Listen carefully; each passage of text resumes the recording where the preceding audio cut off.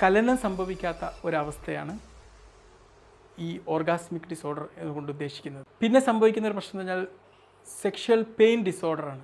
ലൈംഗികമായിട്ട് വേദന അനുഭവിക്കുന്നത്.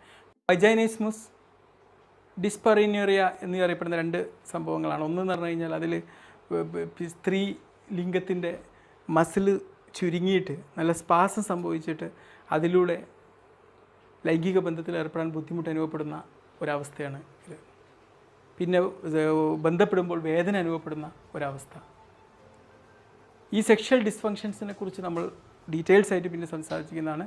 ഇതിന് പലതരം ചികിത്സാ രീതികൾ ഇന്ന് നിലവിലുണ്ട്. സൈക്കോളജിക്കലായിട്ടും മെഡിക്കലായിട്ടും ഒരുപാട് ചികിത്സാ രീതികൾ ഓരോന്നിൻ്റെയും കാര്യകാരണ ബന്ധത്തിനനുസരിച്ചുള്ള ചികിത്സാ രീതികൾ ഇന്ന് ലഭ്യമാണ്. സൈക്കോ അനാലിറ്റിക് തെറാപ്പികൾ, ഹിപ്നോട്ടിസം, പിന്നീട് ഹിപ്നോസിസ് വഴിയുള്ള തെറാപ്പികൾ, ബിഹേവിയറൽ തെറാപ്പി, ഒരുപാട് മരുന്നുകൾ കൊണ്ടുള്ള ചികിത്സ